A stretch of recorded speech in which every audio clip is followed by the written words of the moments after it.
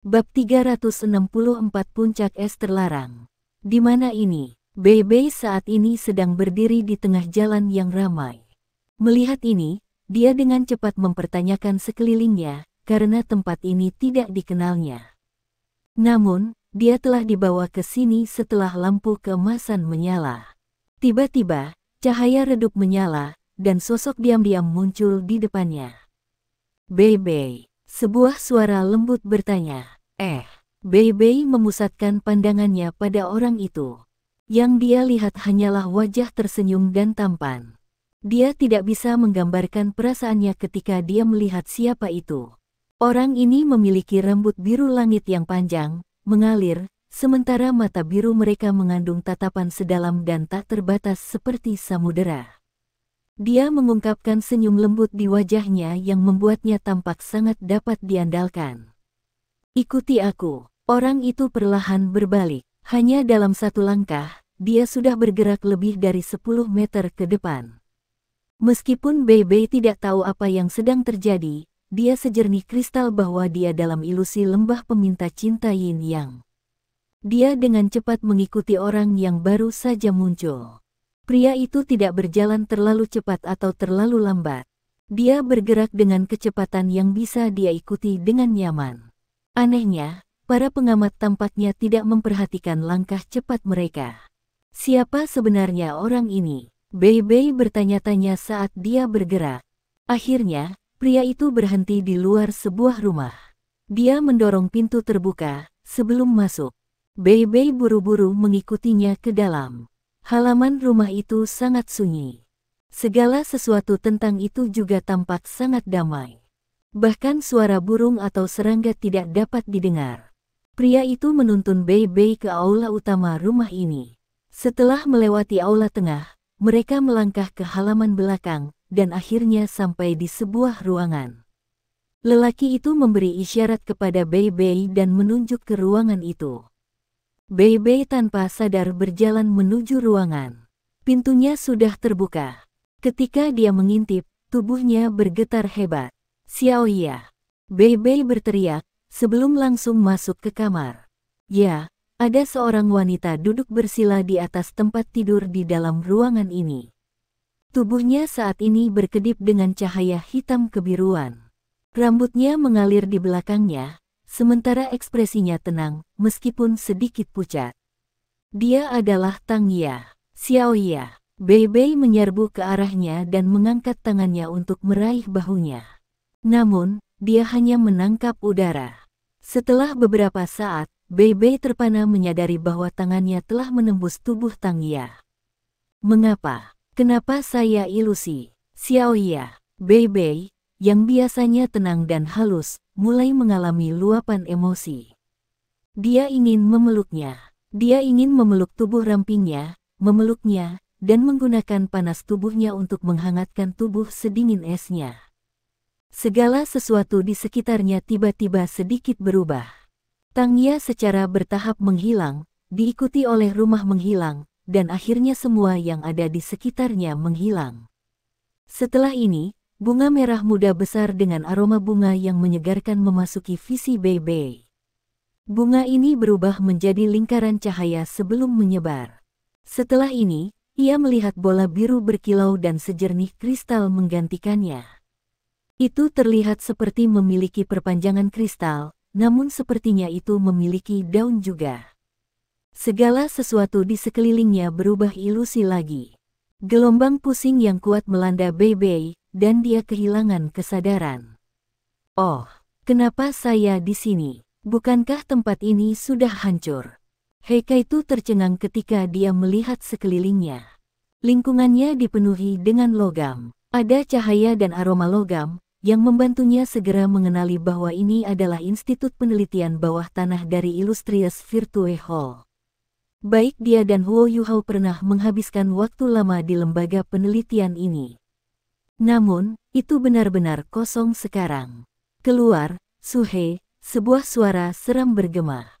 Saat dia mendengar kata-kata, Suhe, Heikaitu bergidik. Dia dengan enggan berbalik ke arah suara itu. Dia melihat Su Tianran, yang perlahan datang mendekatinya di kursi rodanya. Su Tianran mengenakan ekspresi menyendiri di wajahnya, dan beberapa pria bertopeng hitam mengikutinya. Mereka semua mengungkapkan aura kuat dari tubuh mereka. Heikaitu perlahan berdiri. Pada saat ini, dia sangat tenang. Su Tianran tersenyum dan berkata, "Aku yakin kamu tidak mengharapkan ini, kan? Su He, kita benar-benar bertemu dalam keadaan seperti itu. Aku tidak berharap bajingan sepertimu bisa selamat. Hari ini, kita benar-benar dapat mengejar ketinggalan sebagai saudara. Bagaimana kabarmu selama ini? Sebagai kakak lelaki Anda, saya benar-benar tidak merawat Anda dengan baik." Heikaitu menggertakkan giginya dan berkata, "Su Tianran, aku akan membunuhmu." Begitu dia berteriak, dia sepertinya lupa bahwa dia adalah seorang insinyur jiwa, dan melompat langsung ke arah Su Tianran. Su Tianran memasang ekspresi menghina di wajahnya. Dia mengangkat tangannya dan Heikaitu terlempar ke udara, menabrak meja tempa di belakangnya. Ketika dia mendarat, dia dalam kesakitan luar biasa, dan bahkan tidak bisa berdiri lagi. "Kau akan membalas dendam sendirian. Seluruh Sun Moon Empire berada di bawah kendali saya sekarang." Ya, seorang anak lelaki harus membayar hutang ayahnya, tetapi itu mencakup kemampuan untuk melakukannya terlebih dahulu. Ayah saya kejam ketika dia membantai seluruh keluarga Anda. Saya masih ingat dengan jelas bagaimana dia menusuk adik perempuan Anda dengan tombaknya. Pandangan putus asa dan menyedihkan di matanya. Namun, apa yang bisa Anda lakukan? Apa yang bisa Anda lakukan sebagai kakak laki-lakinya? Bisakah Anda menyelamatkannya? Kamu tidak bisa. Anda tidak memiliki kemampuan, benar kan? Sebenarnya, bukankah kamu berpikir bahwa hidup lebih menyakitkan daripada mati? Anda telah membawa kebencian ini selama bertahun-tahun. Seberapa melelahkan hidupmu, itu akan lebih baik jika kamu mati. Semuanya akan berakhir ketika Anda mati. Ayahmu bodoh. Dia ingin mempertahankan perjanjian sebelumnya, tetapi tidak mau meningkatkan pengembangan alat jiwa dengan mengubah produk eksperimental menjadi senjata, juga tidak memulai perang dan mendapatkan kembali apa yang menjadi milik Kekaisaran Sun Moon. Dia tidak cocok menjadi kaisar. Meskipun saya tidak begitu puas bahwa ayah saya sudah hidup begitu lama, saya harus mengakui bahwa dia telah berhasil.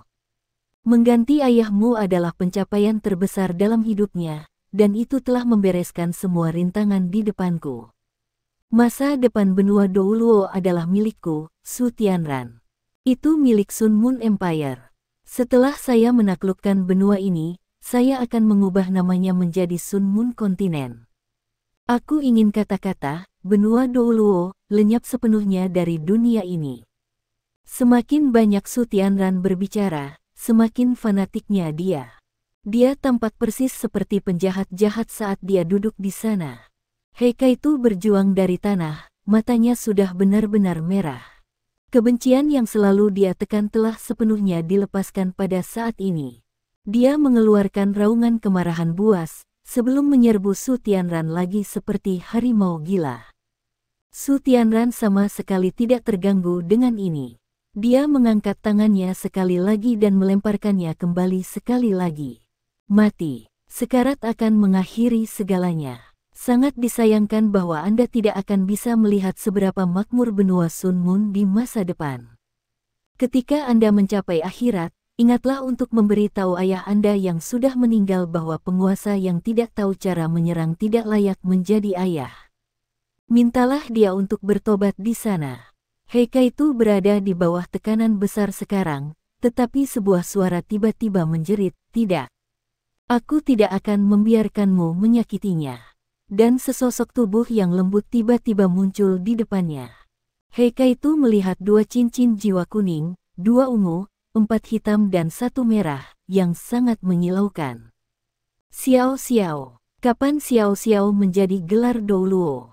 Saat ini, Xiao Xiao tampaknya sudah dewasa, dan sosoknya menjadi lebih ramping. Dia tampaknya memiliki aura heroik yang lebih besar dan keanggunan yang lebih dewasa tentang dirinya sekarang. Begitu dia mengangkat tangan kanannya, seberkas cahaya gelap keemasan menyilaukan turun dari langit. Tiba-tiba, semuanya mulai bergetar. Sinar cahaya keemasan gelap itu mirip dengan meteor yang sangat besar yang melanda Su Tianran dan orang-orang bertopeng di belakangnya. Ledakan. Sinar cahaya meledak dengan kekuatan yang menghancurkan bumi. Ledakan yang mengerikan mengubah segala sesuatu di sekitarnya menjadi bubuk.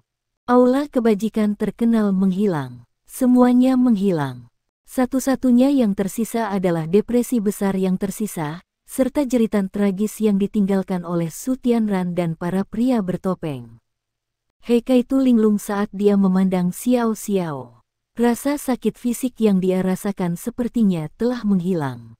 Pada saat dia merangkak, dia sudah berbalik. Kaitu. Air mata mengalir di wajahnya, berkilau di bawah iluminasi cincin jiwanya. Kenapa kamu begitu konyol? Kenapa kau tidak memberitahuku tentang kebencian di hatimu?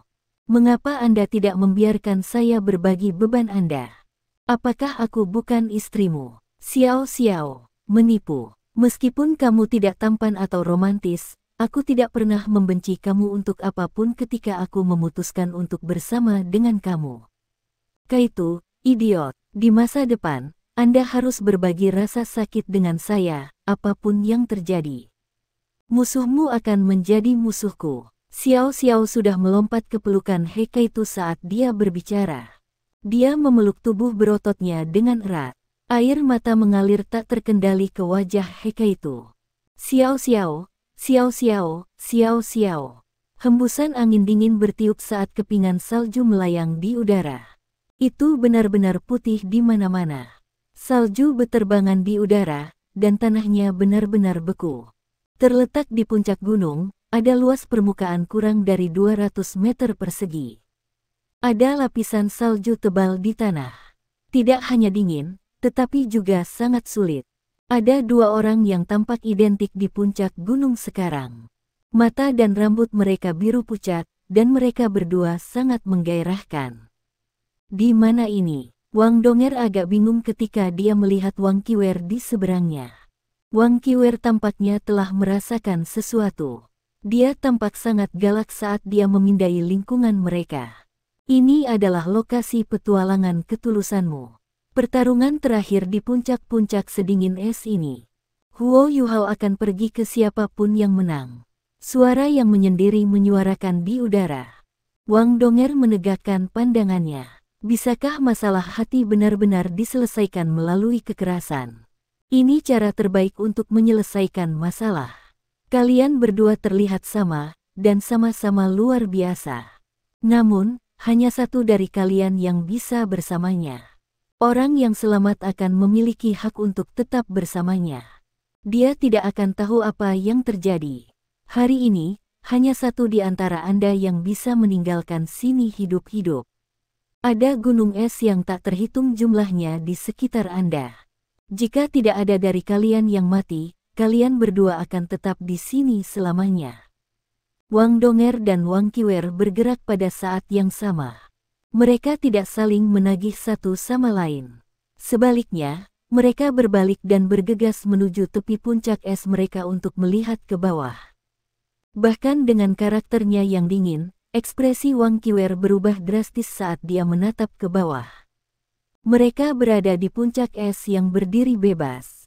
Hanya ada lembah yang dalam di bawahnya, kedalamannya tidak bisa ditentukan. Hembusan angin dingin terus bertiup ke atas. Bahkan saat dia melirik ke bawah, Wang Qiwer bisa merasakan tubuhnya berubah kaku. Ya, ini adalah zona terlarang. Itu adalah zona terlarang tanpa pelarian. Dibandingkan dengan Wang Qiwer, Wang Donger tampak sangat tenang begitu dia melirik ke bawah.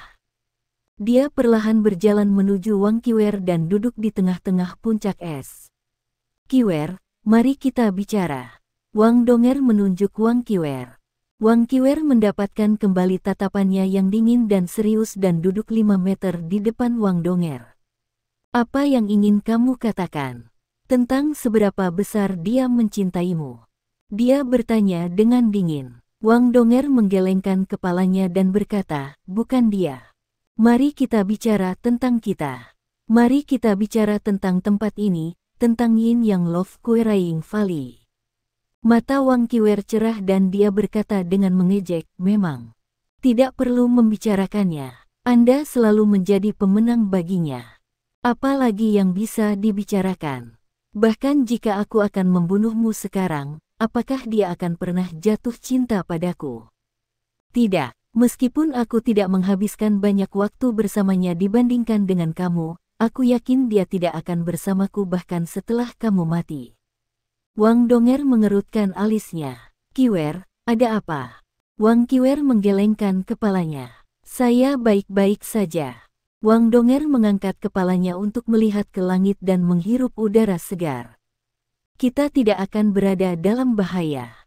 Sementara tempat ini seharusnya dipenuhi dengan kematian, sebenarnya penuh dengan belas kasih. Jika Anda tulus, Anda tidak akan dihukum. Apa? Wang Qiwer mengangkat kepalanya dan menatap Wang Donger dengan ragu. Tidak bisakah kau memberitahu? Wang Donger berkata dengan percaya diri, itu mencoba membantu kita memperbaiki hubungan kita. Itu lembah peminta cinta Yin Yang, bukan lembah penghancur cinta Yin Yang. Itu hanya membenci mereka yang berpaling dari cinta. Itu terbukti dari masalah yang ditimbulkan kami. Kami hanya menyelamatkan orang. Kami tidak membunuh orang. Itu sebabnya jelas bahwa ini adalah ujian apakah kita peduli satu sama lain. Wang Qiwer menjadi normal kembali.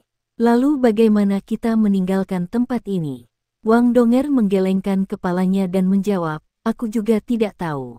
Mari kita pergi. Jika lembah pertanyaan cinta menguji kita, bagaimana mungkin dia tidak mengujinya?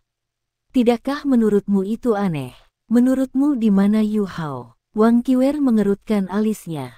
Kamu pintar dan tenang. Tapi, Wang Donger tersenyum. Tidak ada tapi. Apa yang ada untuk dipamerkan di depan pria Anda? Dia adalah surga saya.